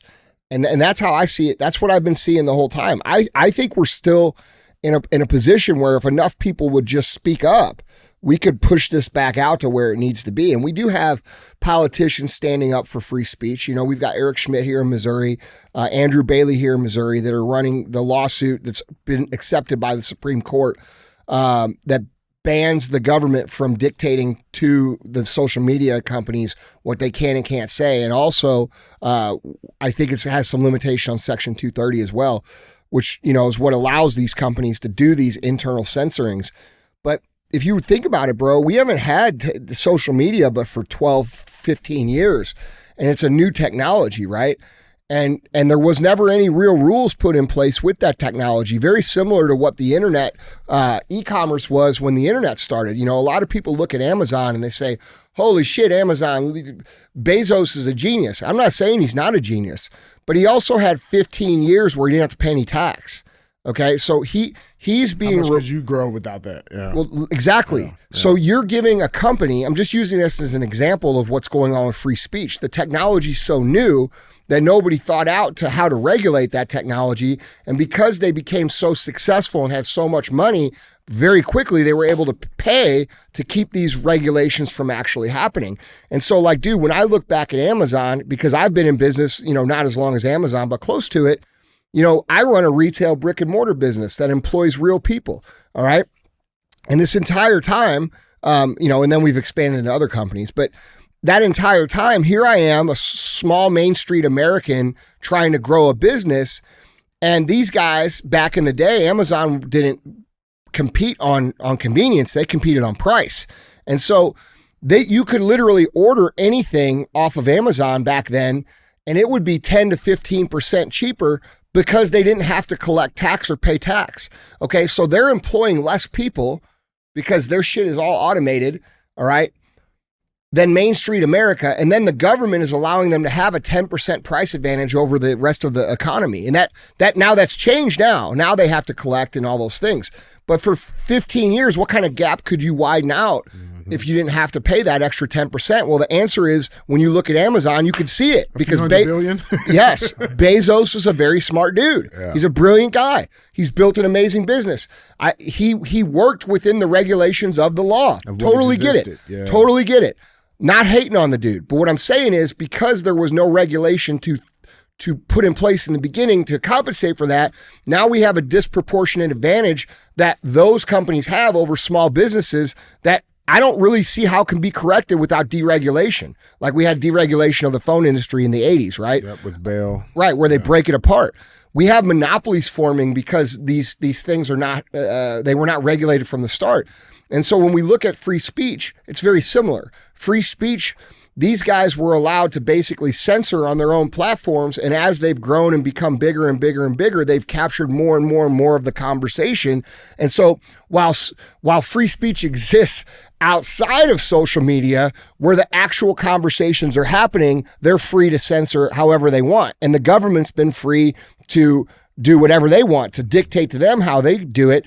And these guys then on top of that use their own technology like bots and people inside their companies to prop up social narratives that go along with the narratives they believe. I mean, there's no mistake that why Mark Zuckerberg gave, what was it, $400 million to the Democratic campaign in 2020. So he reflects those viewpoints inside of the rules of his organization, not the standards of what American culture should be. And the problem becomes when the culture shifts into these technology platforms and they're able to basically operate as a communist country inside these platforms. Well, it certainly looks like it, but a couple of things that you were saying. One, yes, we did not yet reach critical mass yet. So there is still some free speech and so there is still some room. Communism could not exist if there was free speech. There's just no way. Mm-hmm. That was one of the requisites for any dictatorship can't really exist if there is free speech. So at this moment, we didn't reach critical mass. There is, we still have some room. As for the social media, I think it's not that the social media caused it. It's more like the social media was the first time where sort of everybody kind of had a voice. And then it very quickly became obvious, like, do you really have a voice, right? Because before that, you had legacy media. So, we not necessarily were aware, or many people were not necessarily aware of the operations that was going on, that there is legacy media controlled, right? Because with legacy media before, television, radio, you can, whatever they say is the truth, right? And yeah, we don't really know. You don't really know. Yeah. Right. So, but with social media, all of a sudden, instead of controlling, a handful of corporations that own that legacy media, now you have to control millions of people. That's very difficult. Right. And so then the social media was that kind of somehow blew the lid off of these things, because obviously everybody immediately started, tell their truth. And then the information, and a lot of information is now out there. Right? Yeah. And so in that moment, what you're going to do, you have to control the companies that control the platform. Yep. So when we talk about, again, I don't want to get into too much in a conspiracy theory, but No, let's just do it. just for the conversation's sake, right? So we view, for example, like, let's say Facebook or Zuckerberg does this and that. Okay, well, that's one guy with a family that is this easy to threaten. You don't know how he really feels. How do you know that he wasn't threatened? Well, you see that Not too. only that, No, I mean, bro, or go back to blackmail. 2000 Go back to 2004. I think that's how they control all these people. So Well, that's, I think that's kind of my the- point. Like, Yeah. The Facebook You stuff's a know? little different. Go back to 2004. Did you know that there was the CIA operation LifeLog? Mhm. Or what? Yeah, that's what it's called, LifeLog. Life- And the LifeLog. very next day after they stopped it, Facebook started. Right. Right. So but that's what I mean. Like, again, we don't see the hands. We don't Yeah. see the Well, you can kind of see that from Zuckerberg You know? too, brother. Like when you watch what he's doing now. Like because dude, you're an observer of people. I'm an observer of people. When I watched Zuckerberg for the outside of the last 2 years, I'm gonna say, okay, the last. his whole life up until the last 2 years, he's just a computer nerd, tech geek, like billionaire, right? He's fucking Mark Zuckerberg. Now all of a sudden, like people have started to identify the damage that has been done by his platforms, and they really fucking started hating him. And then you see him come out on Rogan, and he does that interview with Joe Rogan where he's like, "Yeah, man, the FBI called us, dude, and they told us to do this and this and this." And then now all of a sudden he's into jujitsu and he's doing all this. Like these are things that you would do to kind of show the world more of yourself. And like he can't come out and be like, "Guys, I actually agree with you. They're threatening me or they're blackmailing me." He can't do that. But what he can do is he can show sides of himself that make him seem more human and more real. And one thing that, I have empathy for any human. I mean, dude, like this guy was a billionaire at 23 years old. How the f do you even deal with that? Like that's a hard thing for people. Think of all the success that you've had and think of having that at 19 or 20 years old, right? Like that, and then multiply it times billions of dollars. Like that's a lot of shit to shoulder, man, as a young man. And you're highly, like, dude, you know how many times in my journey of life I've been taken advantage of by people who I thought were there to help me? I mean, dude, I could make you've seen it. The list is fucking 100 miles long. This is why I stay at home. Sansa's list. Yeah, dude. I mean, like, it's if you want to go for a conspiracy, I mean, like, look, whatever I'm gonna say gonna be used and against me and twisted into different headlines. So I have to be very careful. I might put on the hat myself. But look, here's the thing, like, because again, we don't know the hands, we don't know the players, right? But if you think about it, the backbone of America, the reason that this economy, this society exists the way it exists is because there are millions of businesses holding this economy up, right? So, and then you start looking like what's happening lately. All these small businesses, we don't have to even get into it. We all know what we're talking about. All these small businesses were taken out and disappeared, and restaurants closed, and So if the backbone of America, which is millions of people who have the private sector holding it up, if that private sector disappears, what's left? You're gonna have the Walmarts, the Amazons, the big ones, right? That means only a handful of companies exist now, right? If the middle America and the private business owner goes away and everything is consolidated, out of a sudden you have, let's say, 100 companies now running this country. Myself alone, I can threaten 100 people, right? So if you can, you can threaten 1 million American business owners, but if this is boiled down to just 100 companies, No, right, I agree then with you can go to every single one of those company owners and say, "You're gonna do this now, or else." Yeah. Right? You control the country. Yeah. So if I want to be a conspiracy theorist, No, that's That's not a gonna do this- conspiracy. That's No, a I'm just saying, conspiracy. like, Yeah.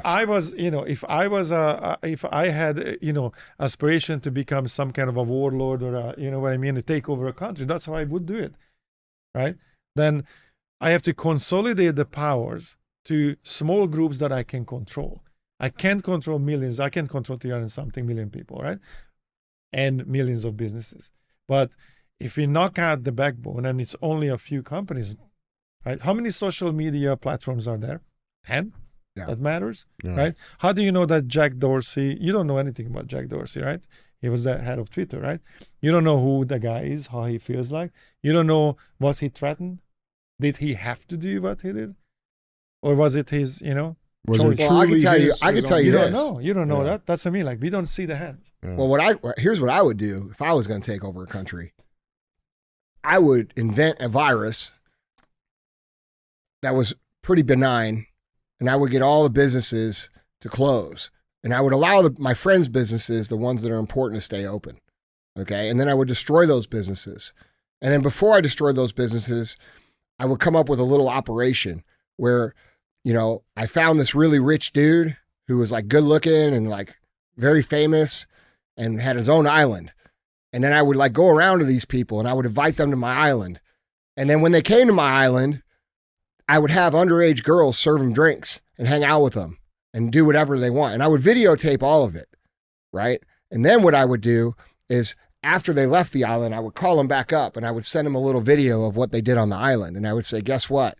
You're going to do what I say. And then when the public caught on to what's going on with the island, I would never, ever, ever release the names. And I would start wars and start division and create problems so that people forgot about this thing. That's what I would do. Right. Again, that's yeah. you don't know the hands. That's, What a crazy idea, Andy. Right now, like most people are gonna go like, oh, that's crazy conspiracy, right? But there are how many, like Operation Mockingbird that was denied. It did exist, right? MK Ultra was denied. Did it exist? Yes. So Paperclip, all those things. all Operation these things Truth. existed. Yeah. So, and here's the thing, that's just America. Yeah. You have no idea what's happening on a world scale. Dude, I On talked a to global scale. I talked to some high-level dudes that I know from 3-letter agencies that are out of the 3-letter agencies. I'm not going to say who, but they flat out, you were there, flat out told me and him to our fucking face that the reason that Epstein Island is not being known public is because they have more of them, and that's how they use them to extract information from the assets of other countries. Right. Like, just straight up to our face fucking told us that. That's and, just and this, one. and those are two dudes that fucking know. Mm-hmm. So, And you'll never know the names. You never know who are the people who really own this planet and who run the show. Yeah. You'll never know. no. Yeah, well, guys, jump in on the comments. Let us know what you guys think about this conversation so far. Use hashtag #round3fight. Let us know down in the comments. So with that being said, man, let's keep this show moving. Headline number 2 reads, Broken Borders. AP and Reuters, pictures of Hamas atrocities raise ethical questions. Now, this is something that's been trending. It's very, very interesting. Let's dive into it and let's see what we got on this. So this is from the Honesty Project, okay? Or Honest Reporting, okay? Put this article out. It says, on October 7th, Hamas terrorists were not the only ones who documented the war crimes they had committed during their deadly rampage across southern Israel. Some of their atrocities were captured by Gaza-based photojournalists working for the Associated Press and Reuters news agencies whose early morning presence at the breached border area raised serious ethical concerns. What were they doing there so early on what would ordinarily have been a quiet Saturday morning? Was it coordinated with Hamas? Did the respectable wire services, which published their photos, approve of their presence inside enemy territory, together with the terrorist infiltrators? Did the photojournalists who freelance for other media like CNN and the New York Times notify these outlets? Judging from the pictures of lynchings, kidnappings, and storming of an Israeli kibbutz, it seems like the border has been breached not only physically, but also journalistically. And so they've been putting out this stuff, right? And so they're saying the 4 names appear on AP's photo credits from the Israel-Gaza border area on October 7th. Hassan Islaya, Yusuf Masood, Ali Mahmoud, and Hatim Ali, right? And these are some of the pictures. We've all seen these pictures going around. How did these journalists, how were they there the very moment this thing kicked off? Inside of enemy lines? That's the big question that Honest Reporting went after and sought after. And so the internet's on fire right now with all of this. Honest Reporting has obtained screenshots of Islaya's now removed tweets on X in which he documented himself standing in front of the Israeli tank. He did not wear a press vest or a helmet, and the Arabic caption of his tweet read, quote, live from inside the Gaza Strip settlements. Now, shortly after the publication of this article, the article continues, says, we were alerted to footage of Hassan Nasrallah next to Israeli tank. In addition, a photo has surfaced showing Nasrallah with Hamas leader and mastermind of the October 7th massacre, Yahya Sinwar. Here's the tweet of that. So this guy is a freelance journalist who works mostly for AP News, Reuters, CNN, New York Times, and here he is taking a picture, with the leader of Hamas kissing him on the cheek. So this is going around. Netanyahu jumped in on this conversation. Netanyahu demands answers from CNN, New York Times, AP, Reuters on embedded Hamas photographers. In a statement, the National Public Diplomacy Directorate of the Prime Minister's office demanded action by news agencies. They said, quote, the National Public Diplomacy Directorate in the Prime Minister's office views with utmost gravity that photojournalists working with international media joined in covering the brutal acts of murder perpetuated by Hamas terrorists on Saturday, October 7th in the communities adjacent to the Gaza Strip. These journalists were accomplices in crimes against humanity. Their actions were contrary to professional ethics. Overnight, the government press office issued an urgent letter to the bureau chiefs of the media organizations that employed these photographers and sought clarifications on the matter. Now, of course, the AP News, they had no knowledge of any of it. Reuters jumped in on the same conclusion, and no one else at this time of recording has responded on it. We got anything on this? Yeah. I mean, look, without defending any sides, one of the most famous picture in the world is in 1962, Tikhwan Duke is a monk, immolated himself, right? It's a very famous photo. Everybody seen it probably, right? Isn't it on the cover of Rage Against the Machine? It was, yeah. But it was a very famous photo. It was on every, newspaper at the time. Very, very famous, right? In fact, I think was the reason that Kennedy passed some kind of an international, wasn't a law, but sort of an ask about human rights or something like that happened because of this picture. But, a lot of journalists took pictures of this event, right? Now, why he did it and what this monk did is a whole different discussion, and we could get into it another time. So do you think that the journalists that show up to take picture of this event knew what was about to happen? They were not told, right? So again, I'm not defending anything here. I definitely want to stay away from that. But is it a possibility that somebody just told these journalists, like, hey, be here? Some respected or a higher ranking officer or person in this, organization in Hamas told them, like, hey, be here because there's something important we want to tell you. And they would be there. Yeah, there could be a million things. Right. So it can be, that's what I mean. So it's before anybody jumps to conclusion, that's what I mean. Like, we never see the hand. Yeah. Who's doing what and why. So just like when in the case of the immolation, there were the journalists, they had no idea what was about to happen. They were told to come here, something important is going to happen. And there was the immolation. Wouldn't they try to stop that, or they had no idea. So, this is the problem with the world. Everybody's jumping to conclusion. And unfortunately, we just don't know the truth, right? So these journalists maybe just were told, like, hey, be here, something important is going to go down, and they were there. They probably didn't know what is actually going to happen. So that's one possibility. Now, there's obviously other possibilities. Were they cohorts in this? Maybe, but we don't know that, right? But there's just that other side. Like, I learned this now, in life that so many times what you're looking at, most of the times what you're looking at is not actually what is happening.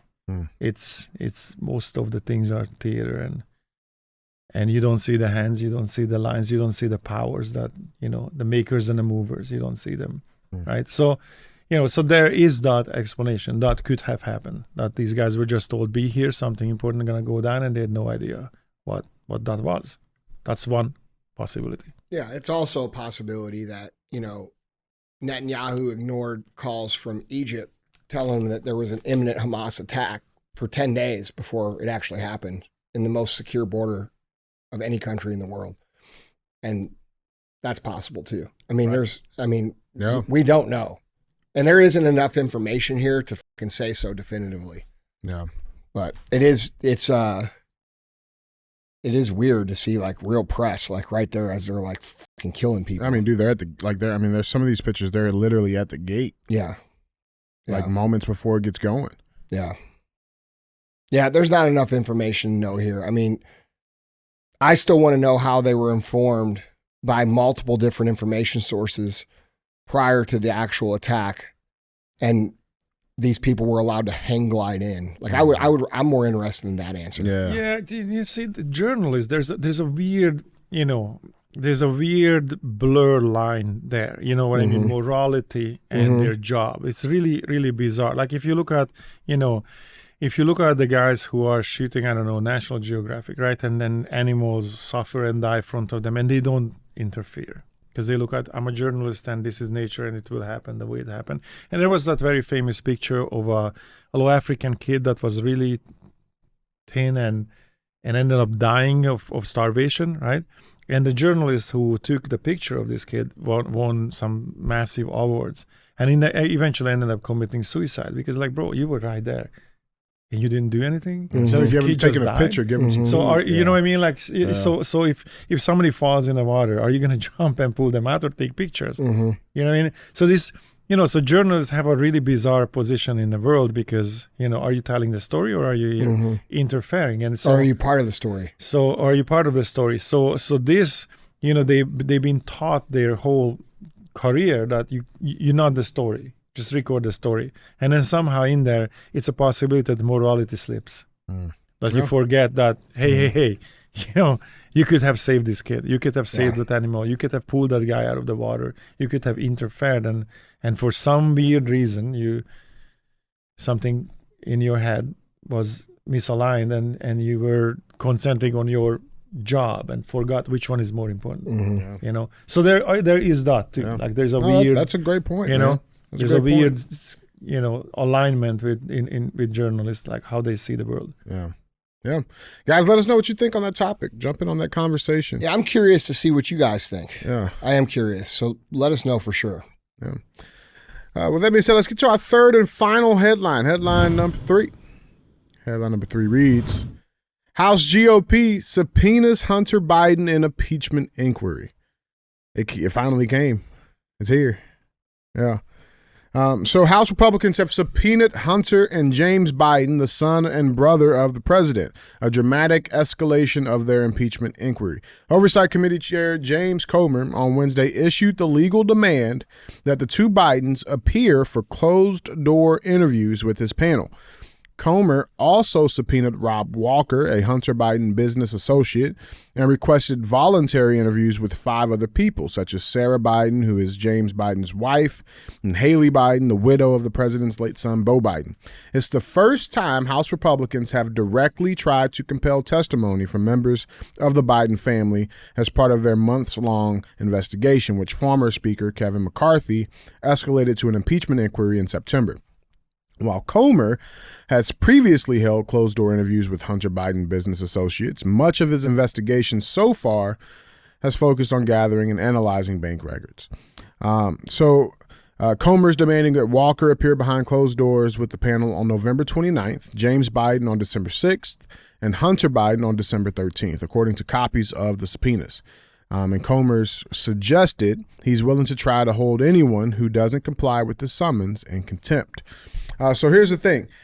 So his lawyers, Hunter Biden's lawyers, they agreed to it, but it's a little weird. So they made this statement. They said, this is from Ab Lowell, one of Hunter Biden's attorneys. He says, quote, "This is yet another political stunt aimed at distracting from the glaring failure of Representative Comer and his MAGA allies to prove a single one of their wild and now discredited conspiracies about the Biden family. Nevertheless, Hunter is eager to have the opportunity in a public forum and at the right time to discuss these matters with the committee," Lowell said. But it's weird because it's like, they're saying one thing, but then they're doing other things behind. So we got this that came out. White House, obviously they're going to try to smash it down. The White House immediately objected on Wednesday to House Oversight Committee Chair James Comer issuing subpoenas for the Biden family to testify under oath in December, calling the subpoenas, quote, "nasty personal smears." So this guy, one of our favorite guys. This is Ian Sams, who in his X bio says that he's a White House spokesman for oversight and investigations. Okay. So he responded to this tweet where this person tweeted out, Amy Grayer said, as I scoped the subpoenas to Biden family were coming today, here is the full list of subpoenas, right? And reads off all the names. He responded this. He says, quote, Haley Biden is the widow of the president's deceased son, Beau. Elizabeth Secundi is her sister. Melissa Cohen is the president's daughter-in-law. They're all private citizens. He won't be. But Comer should be ashamed of desperately resorting to nasty personal smears like this. And I just, I remember when they put family on trial and there was no issues with that. Or on committee cabinets, like they did Trump's family and Trump's daughter. They're still doing it. They're still doing it. Yeah. Is that a nasty personal smear? Right? Like, I mean, maybe it's just both sides. But here's the No, weird it's not thing. both sides. It's these fucking people think that they can do whatever the fuck they want, and then when someone else does it to them, it's a fucking travesty. It's a problem. It's the problem, dude. It's the problem with victim culture as a whole in this country right now. It's okay. It's cool if I do. It's cool for me to call you every name in the book, but when you call me, it's abuse. Mm-hmm. You see what I'm saying? Right. Safe space. Right. Yeah. But here's the weird thing. So, that Hunter's attorney made that statement, but at the same exact time he made that statement, apparently he wrote a 12-page letter to the new Speaker of the House to ask him to back off. That doesn't scream desperation. Doesn't scream desperation. Yeah, we'll totally do it. Please don't make us do it. Yeah. The words that he used too were very interesting. So in a 12-page letter dated Wednesday, lawyer Ab Lowell asked Johnson to use his, quote, newly minted leadership post responsibly and to, quote, think twice about stoking the spectacle taking place on Capitol Hill over the past year. Now, I'm not a lawyer, but I mean, that sounds like a fucking mafia threat almost. I mean, you're telling people to think twice. I mean, that's what you're dealing with.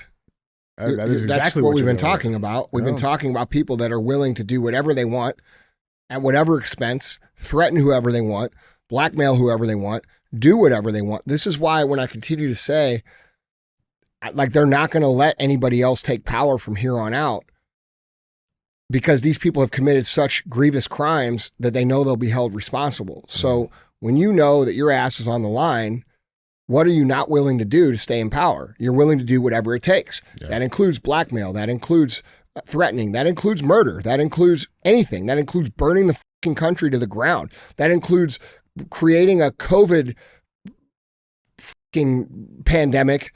And actually, dude, listen, nothing's off the table.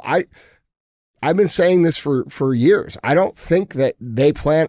I think they're coming to the conclusion that the only way that they can maintain power and escape accountability is by somehow creating a situation that's so bad that we don't even have elections.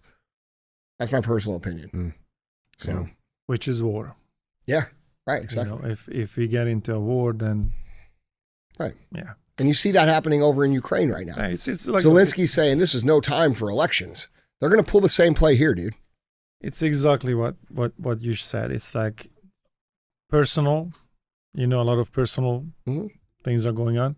It's war, right? It's basically a political personal chess game being played out in front of the people, and nothing's off the table. This is about real power, and if that tail has to wag the dog, then that's what's going to happen, Yeah. Guys, jump in on this conversation. Let us know what you guys think down in the comments. # please don't make me. Let me know what you guys think. So that being said, man, so that was our third and final headline. It's time for a final segment of the show. As always, we have thumbs up or dumb as fuck. This is a great one. We got to go down south, Andy. We're heading to Florida.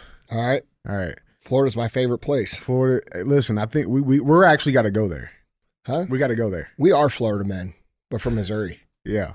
So it's just not crocodiles, it's like pit bulls and shit. Yeah. Yeah. And little snakes. Right. Well, yeah, right. So our thumbs up or dumbest headline reads, first ever Florida Man Games will feature beer belly wrestling and evading arrest obstacle course.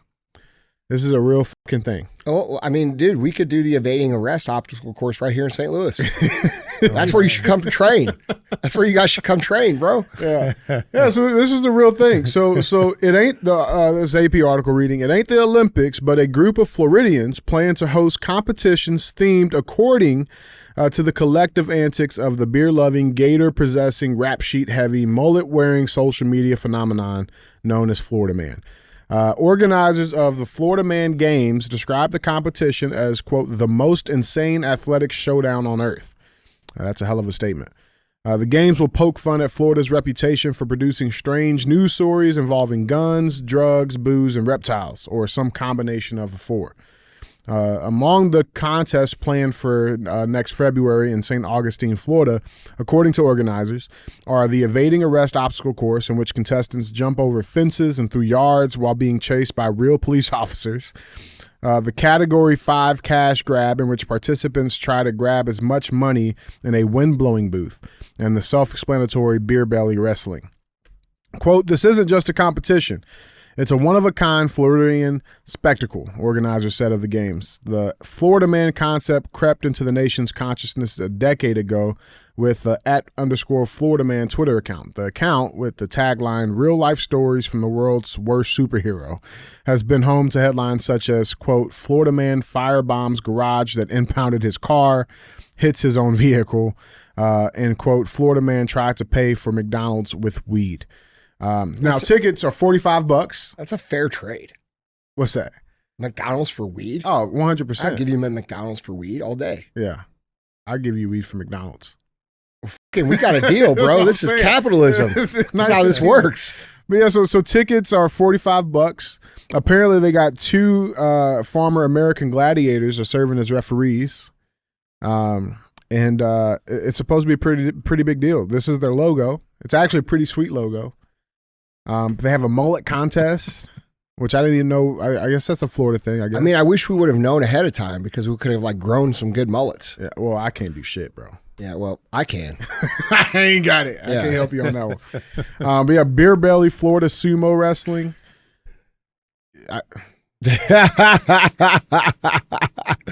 Joe said he'd be good at that one. No, he said I'd be good at that one. I know. You, not me. Oh. He said he'd be good at that one. Motherfucker. Gator wrestling, all this other shit, man. Andy, guys, I mean, what we got on this? I really want to see the qualifiers. Like how do you select? You know what I mean? Like, it's like state prison, or how do you what's your talent pool? Where are they coming from? All I know is Natty Light is involved. It's both dumb as and thumbs up. And awesome. That's right. It's both. It is both. That's what makes it awesome. Yeah. The dumbest factor makes it thumbs up. We got to go. Huh? We got to go. Oh, yeah. I don't know, man. I'm like 30% no way I would go, 30% I got to go, 30% I got to compete. Man. Yeah. They laughed at the sand snorting contest. Yeah, right. Yeah, shit. They're doing something. Yeah. They're doing something. Wow. Yeah, so a little bit of both. Yeah, Thumbs up and dumb as It's I agree. both. I agree. Guys, Andy, Zoltan, that's all I got. Yeah. Zoltan, thanks so much for coming on the show, man. This has been awesome. Next time you guys come through the area, you got to come back on. I will. Yeah. Bring my little hat. Yeah. Tin-foil hat. That's right. And then we can See, that's what dive the hat's into that. for. If you say it with the hat on, nobody can say anything. Right. I should have, That's kind of like, I think it works for your pineapple too, bro. Right, it hides it. Yeah, that's right. I can just put my antennas right in there, and then we can go. All right. Well, thanks so much, bro. Absolutely. Great conversation. I'm so happy that you came on. All right, guys. That's the show. Don't forget to pay the fee. Don't be a hoe. Share the show.